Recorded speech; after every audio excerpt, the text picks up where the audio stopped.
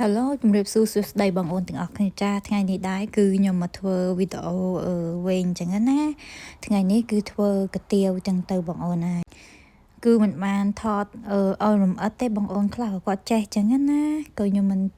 ថតរំអិតអីដែរបងប្អូនចាគឺថ្ងៃនេះគឺឆ្អិនអស់ហើយគឺថតតែម្ដងថ្ងៃនេះដែរគឺ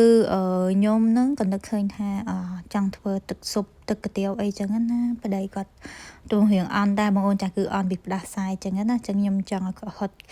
ក្តៅចឹងទៅបែកញើសទៅរៀងស្រួលខ្លួនចឹងហាជាចឹងណាបងអូន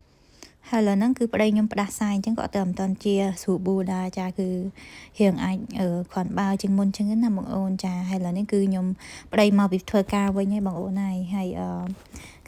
ទឹកស៊ុបនេះឆ្អិនយូរហើយតែក៏ប្តីតន់ធ្វើមកធ្វើការបើកភ្លើងហឹមចោលចឹងណាឲ្យវាក្តៅចឹងទៅហើយឥឡូវនេះគឺខ្ញុំចាប់ផ្ដើមដាក់សាច់គោដែលខ្ញុំចាត់ផ្ទះចឹងដាក់ចឹងណាហើយឥឡូវនេះគឺខ្ញុំរៀបចំច្រោះឲ្យប្តីចឹងណាបងអូនចាហើយទឹកស៊ុបខ្ញុំហ្នឹងក៏ឆ្អិនហើយចឹងទៅបងអូនហើយគឺឆ្នាំងទូចនេះព្រោះអីខ្ញុំធ្វើតែ2អ្នកប្តីញ៉ាំ2អ្នកប្តីចឹងបងអូនចាគឺអត់ធ្វើឆ្នាំងធំលក្ខណៈគ្រួសារធំចឹងទេបងអូនចាគឺ2អ្នកប្តីហ្នឹងបងអូនហើយឥឡូវហ្នឹងគឺឆ្អិនហើយចាគឺតែ2ចានហ្នឹងគឺពេកបងអូនអើយមើលតែចាននៅ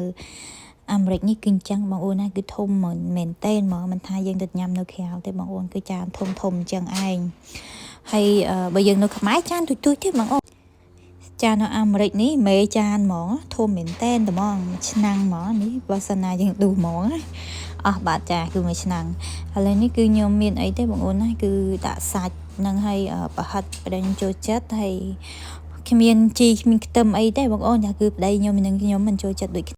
ឥឡូវនេះគឺប្តីខ្ញុំមកធ្វើការឥឡូវខ្ញុំរៀបចំដួសដាក់គាត់ចឹងណាហើយប្តីខ្ញុំចូលចិត្តខ្ទឹមបំពងនេះបងអូនចាគឺខ្ទឹមបំពងនេះនៅរដ្ឋ Oregon ក៏ផ្ញើឲ្យចឹងណាច្រើនណាបងអូនចាហើយឥឡូវនេះ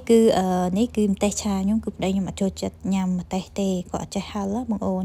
ហើយឥឡូវនេះគឺខ្ញុំរៀបចំដាក់គាត់ដាក់ទឹកម្ទេសទឹកអីចឹងណា